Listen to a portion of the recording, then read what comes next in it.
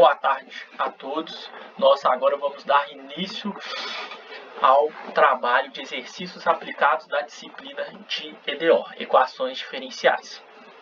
Então aqui a gente vai falar um pouquinho sobre aplicações de EDOs lineares de segunda ordem de engenharia, que no caso foi o tema escolhido pelo nosso grupo, que foi o tema, no caso o item 3 e tema 02.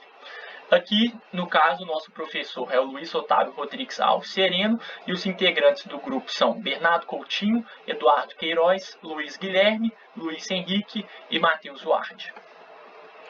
Então, nesse trabalho, a gente dividiu ele em algumas partes. A primeira parte seria relacionada a essa parte de considerações iniciais. Depois disso, a gente vai trazer diversas aplicações de EDOs de segunda ordem na engenharia, nas áreas de civil, na área de mecânica e entre outras áreas também. E também a gente vai falar um pouquinho de introdução de alguns fatos, por exemplo, de análise de mola, de movimento de partículas, entre outros fatores. Então, aqui vamos na primeira parte, que seria as considerações iniciais. Então, o que seria? Há fenômenos físicos que são modelados por uma equação diferencial de segunda ordem. A resolução de problemas envolvendo tais fenômenos se desenvolve com os mesmos passos dos problemas de primeira ordem. Importante considerar que existe um número maior de parâmetros e constantes a determinar, implicando mais condições iniciais ou de contorno. Para equações diferenciais de segunda ordem, um problema de PVI ou PVC sem coeficientes a determinar, isto é, somente as constantes de integração a determinar, pode ser constituído a seguir. Então, como é que ele vai ser constituído a seguir? Vai ser exatamente uma função xy vai ser igual à derivada da função de segunda ordem de x, de y em relação a x. Então aqui a gente colocou exatamente essa parte, que seria o quê? O x0 é igual a y0, ou no caso x é igual a x0 e y é igual a y0. Caso venha ser de derivada de primeira ordem, a gente teria as mesmas considerações, só que relacionada agora o y' seria igual ao y1. Aqui a gente colocou o quê? Porque as CDOs, elas não são só a parte das CDOs, elas também se relacionam com leis físicas. Um exemplo que a gente vai trazer no trabalho é exatamente essa parte de molas, que relaciona com a lei de Hooke. Então, é sempre importante, porque as CDOs também elas vão estar relacionando com essas leis que foram geradas e criadas, né, por esses especialistas e que foram se aperfeiçoando ao longo do tempo. Então, o que acontece? Quando houver parâmetros na lei física determinada, deverão ser conhecidas mais condições iniciais ou de contorno. A soma de parâmetros mais o número de constantes de integração determina o número de condições iniciais ou de contorno. Uma atenção especial deve ser tomada com a notação de derivada. A melhor notação é aquela que expressa as variáveis correspondentes às grandezas presentes no fenômeno estudado. Então, aqui a gente vai ter uma de primeira ordem, uma derivada de primeira ordem e uma derivada de segunda ordem. Então, o mais importante da gente entender essa EDO, porque ela é a base e ela é de extrema importância para o desenvolvimento e a resolução de diversos problemas típicos que estão relacionados na área de engenharia. Então, a gente tem problemas típicos que a gente vai trazer no trabalho, por exemplo, relacionados à área de mecânica, que seria o deslocamento de partículas e molas, tem relacionada a civil, que é vigas também, tem relacionada a área de elétrica, que são circuitos elétricos, que todos, para a gente conseguir desenvolver e ter como resultado final, conseguir ter uma solução do problema, a gente precisa de utilizar EDOs de segunda ordem para ter a base. Então aqui a gente colocou a EDO é de extrema importância para a resolução de diversos problemas típicos da engenharia. Ela é a base para se estruturar e dar procedimento na solução de diversos problemas relacionados à engenharia. Então, nesse trabalho, igual eu falei anteriormente, a gente vai trazer um pouquinho da introdução dos exemplos que podem acontecer com vigas, molas e partículas e também vai trazer a aplicação dele, ou seja, a gente vai explicar alguns exercícios que são aplicados na prática a partir da teoria. A aplicação de uma equação diferencial de segunda ordem não linear, resolvida por um problema de valor inicial, que se trata de uma aplicação mecânica do deslocamento de partículas. E por meio problema, eu vou tentar explicar da maneira mais clara possível como que a gente chega na lei física, nas equações físicas que explicam o deslocamento de partículas. Primeiramente, a gente tem que matematizar a lei física a partir da interpretação do enunciado.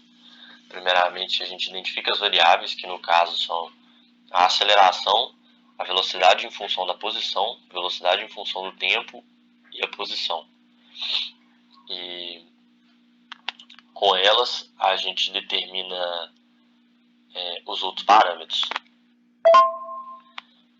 Primeiramente, sabemos que velocidade é a derivada da posição pelo tempo e a aceleração é a derivada da velocidade pelo tempo.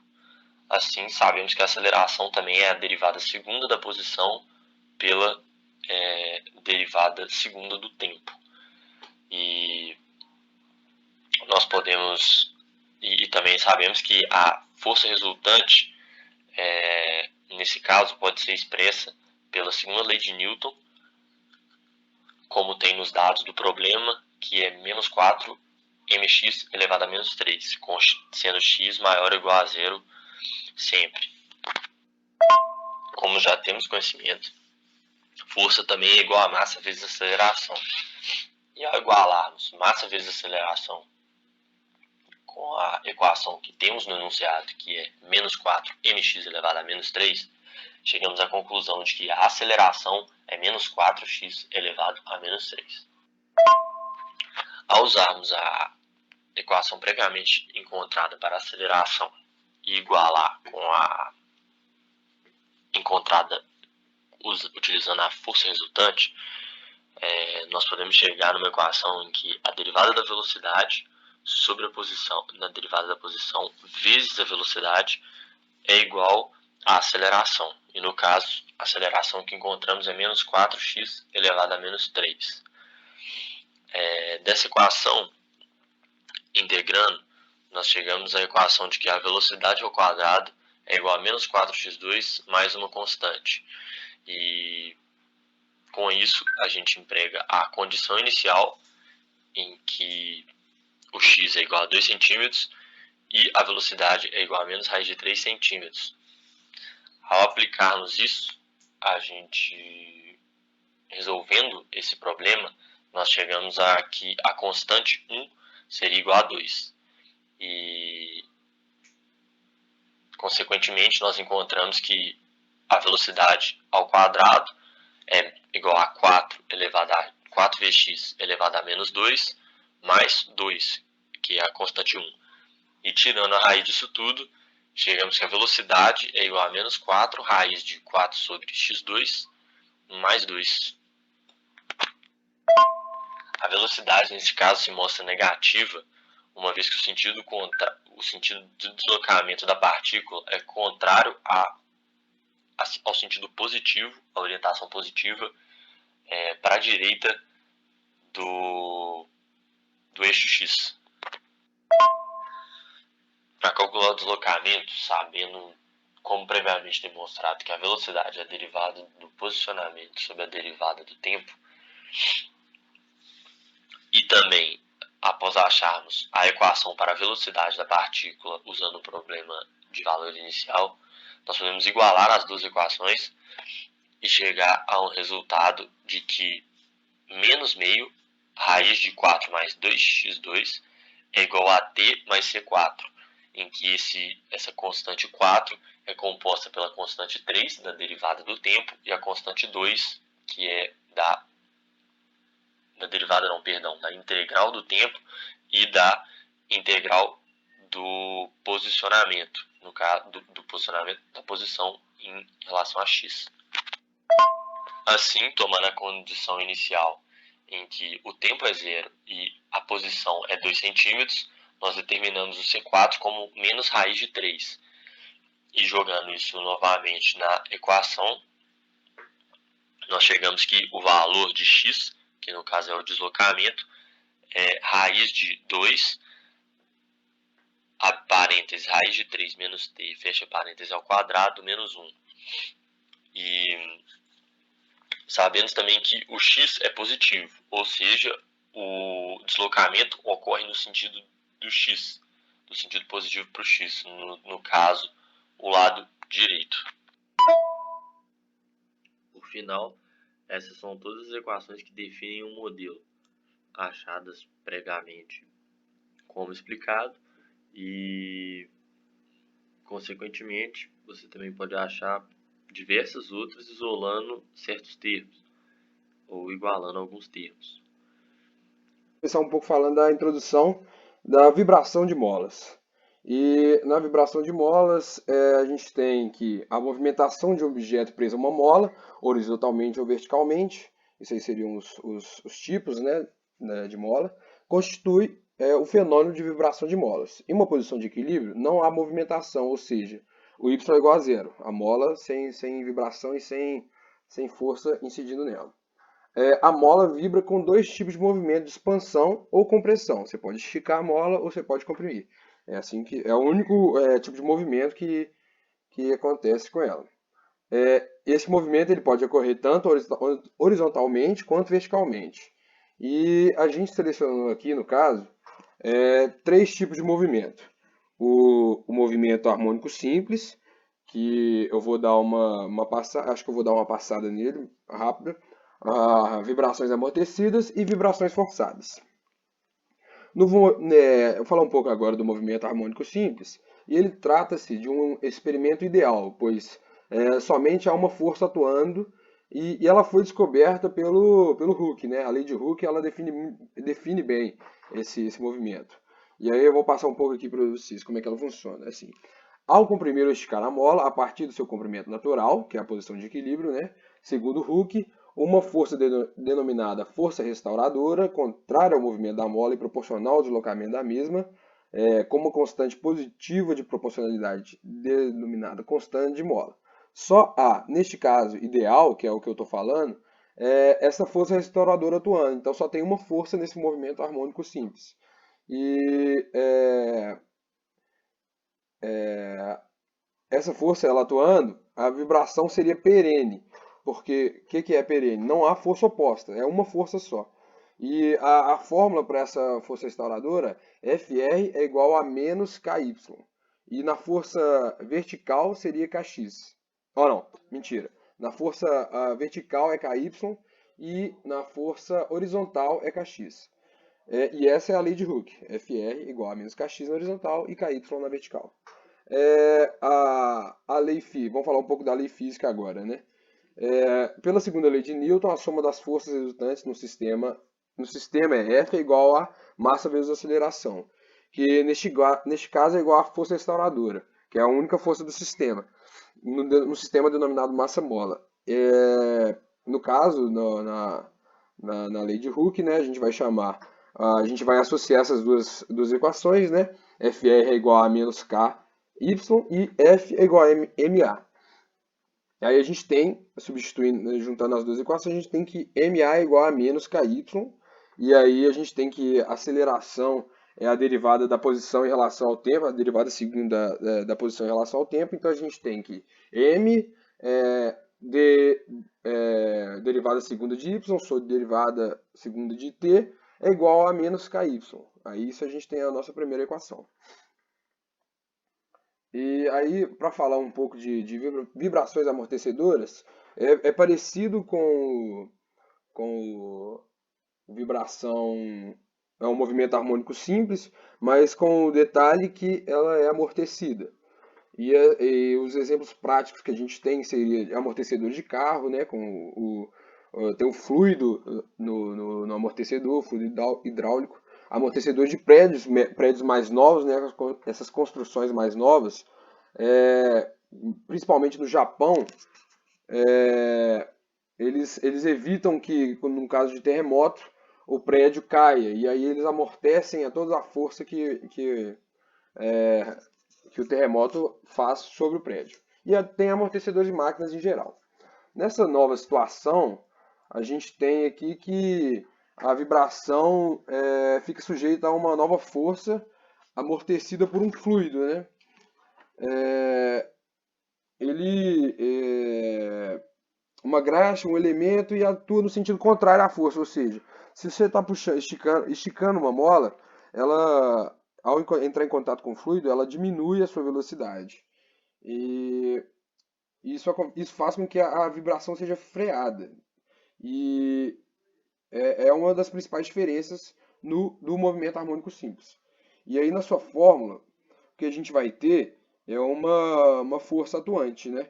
E pela segunda lei de Newton, também, né, que como o exercício é parecido, só tem uma força atuante, a gente vai chamar essa força de amortecimento, de FA, como está no caso, igual a menos K2 dy sobre T.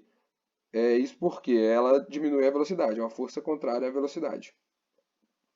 E aí, a gente manipulando as fórmulas, né, a gente vai ter que força restauradora mais a força de amortecimento vai dar a nossa equação final para molas, para vibrações amortecidas. Sendo ela a equação final m d2y sobre dt ao quadrado, né, que é o que eu tinha falado no primeiro slide, mais k2 dy dt mais k1 y igual a zero. Isso aí é a nossa equação, a gente tem que é a nossa equação final. E aí agora eu vou falar um pouco das vibrações forçadas, que tem o mesmo princípio das outras duas, porém com uma força atuando na mola. E aí, nessa situação, a gente tem um movimento para efetuar vibrações, ao contrário do amortecimento, que impediu a vibração.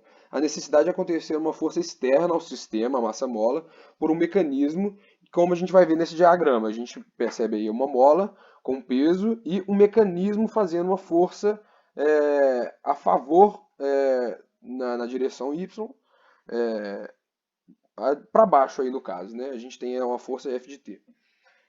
E esse mecanismo ele provoca uma força que equilibra o sistema, sinal contrário à força restauradora e de amortecimento. Então a gente tem que o amortecimento ele joga faz uma força contrária à força F de T. Ele faria uma força na vertical para cima e a força seria para baixo.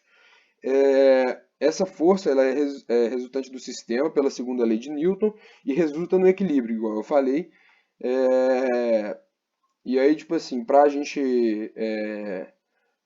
manipular ela com as outras fórmulas, a gente vai ter a primeira fórmula que eu falei, com vibração amortecida, né? Porque nesse exemplo aí a gente teria ainda um fluido, como foi mostrado no desenho, e ficaria, a única diferença é que a gente igualaria a uma força Ft, porque ela equilibra a força, então ela tem que ser igual. Vamos resolver um exercício. Considerando uma mola com massa de 0,5 kg, uma força de 15 newtons, que vai esticar ela num comprimento de 0,25 e ela começa de um comprimento natural de 0,4 metros. A primeira coisa que nós temos que fazer é resolver a lei de Hooke, que basicamente é a massa vezes a segunda derivada de y mais k vezes o y, que vai ser igual a zero. Aí nós vamos ter que t é o tempo, o y vai ser a posição da mola, né, o quanto que ela vai esticar, e v a velocidade. Nós podemos, k é a primeira coisa que nós temos que encontrar.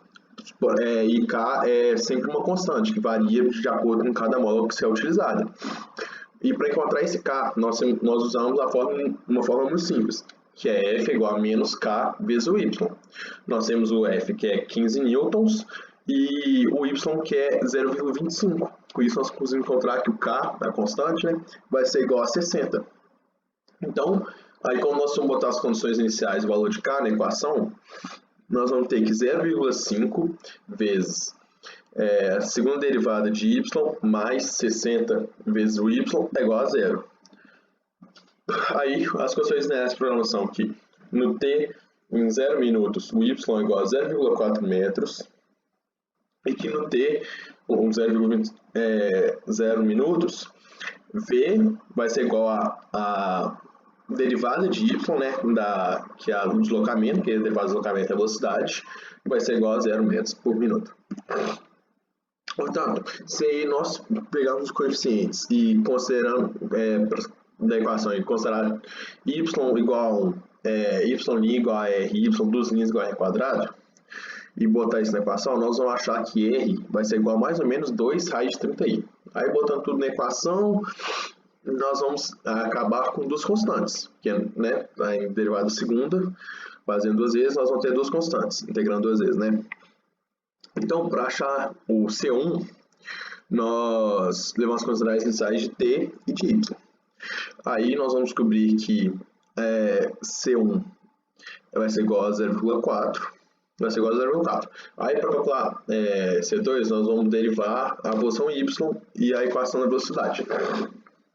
Com isso, no final, considerando t igual a 0 minutos e a velocidade, que é a derivada do deslocamento, vai ser igual a zero também. Portanto, no fim das contas, nós vamos ter que o C2 também, o C2 vale zero também, assim como o tempo, o minuto é. Então,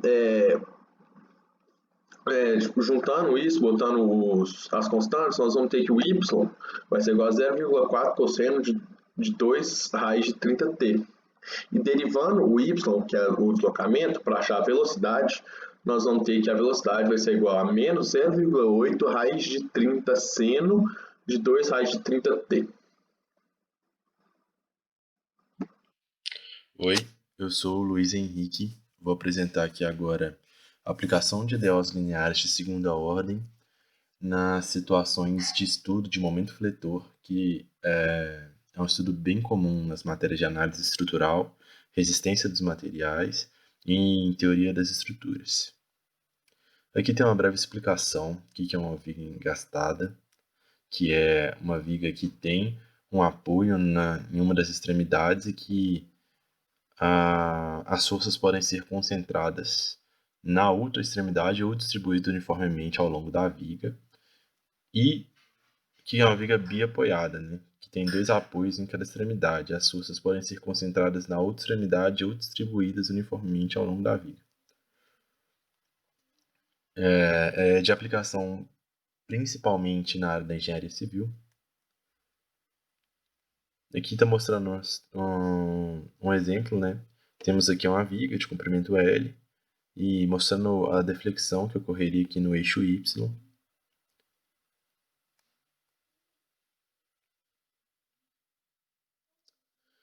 E aqui, vou ler aqui. De acordo com o referencial adotado, a identificação das variáveis x, variação do comprimento da viga de 0 até L, como mostrei no slide anterior, y, variação de deflexão. Identificação dos parâmetros. Pelas leis, é possível calcular o que chamamos de momento fletor M, E e I parâmetros relativos à rigidez de deflexão. São dados e suas propriedades serão analisadas na disciplina de resistência dos materiais, que é a carga.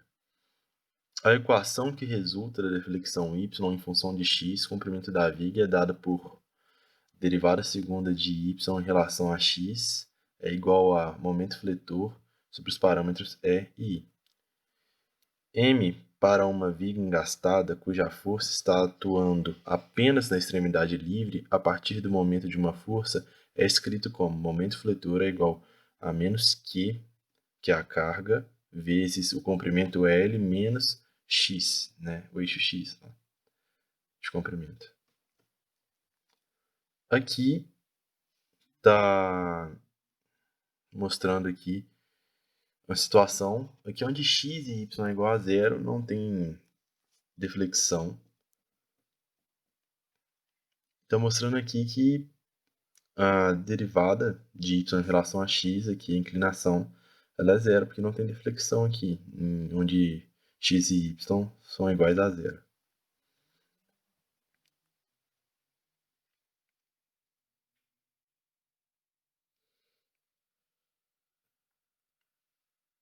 Aqui está desenvolvendo, aqui está substituindo m na expressão 1 que mostramos atrás. E aqui tem a derivada segunda de y em relação a x é igual a qx menos ql sobre EY. Resolvendo essa equação diferencial de segunda ordem, cuja resolução pode ser feita pela redução à primeira ordem. Né? Aqui estamos integrando a derivada segunda de y em relação a x dx é igual a integral da derivada segunda de y em relação a x dx é igual à integral de qx menos ql sobre ei vezes dx. Aí tem a integral da derivada segunda e a derivada primeira. E aqui nós integramos o qx sobre ei, que virou qx ao quadrado sobre 2ei, menos qlx aqui, né, que era ql sobre ei, virou qlx sobre ei mais c, que é a constante, c1, na verdade. Aí aqui a gente aplica as condições iniciais, né, e resulta que nessa equação onde C1 é igual a zero, aí mostra aqui embaixo dy sobre dx é igual a. Está repetindo a equação que a gente colocou em cima e está chamando ela de equação da curva de inclinação. Como nós queremos o y, nós vamos integrar de novo. Aí integramos aqui dy sobre dx vezes dx igual a q sobre ei integral de x ao quadrado sobre 2 menos lx dx. Isso implica que y é igual a q sobre ei vezes x ao quadrado sobre 6 menos lx ao quadrado sobre 2 mais c2. Aplicando a outra condição inicial dada, x igual a 0, y igual a 0, resulta que c é igual a 0, c2 igual a 0. Temos a deformação para x dentro do limite aqui, né? X pertencente ao limite de 0 até o comprimento total da viga, que é a equação y igual a qx ao quadrado sobre 6ei vezes x menos 3l.